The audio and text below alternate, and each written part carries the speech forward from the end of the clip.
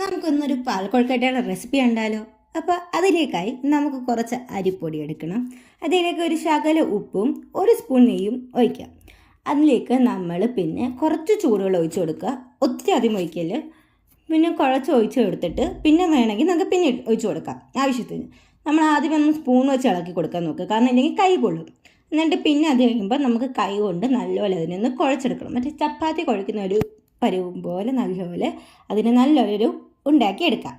എന്നിട്ട് അതിനെ നമുക്ക് വീണ്ടും കുഞ്ഞു കുഞ്ഞു കുഞ്ഞ് ബോൾസായിട്ട് ഉരുട്ടിയെടുക്കണം. നമ്മളെ കൊണ്ട് പറ്റുന്ന അത്ര കുഞ്ഞു ബോൾസിനെ നമ്മൾ ഉണ്ടാക്കിയെടുക്കാൻ നോക്കാം. ഞാനിവിടെ ഇച്ചിരി വലിയ ബോൾസാണ് ഉണ്ടാക്കിയിരിക്കുന്നത്, എനിക്കിതിൽ കുഞ്ഞതാക്കാം. അപ്പം നമ്മളതിനെ ഉണ്ടാക്കിയതിന് ശേഷം ഞാനിവിടെ പാല് തിളപ്പിക്കാൻ വെച്ചായിരുന്നു. ആ പാലിലേക്ക് ശകലം ഒരു തുള്ളി അരിപ്പൊടി ഇട്ട് കൊടുത്തിട്ടുണ്ട്. അത് ചെറിയൊരു കുറുക്കം കിട്ടാൻ വേണ്ടിയാണ്. അപ്പോൾ ഈ ചൂടായി വരുന്ന പാലിലേക്ക് നമ്മുടെ കുഞ്ഞു കുഞ്ഞായിട്ട് ഉണ്ടാക്കിയ ബോൾസ് നമുക്ക് ഓരോന്നായിട്ട് ഇട്ട് കൊടുക്കുക.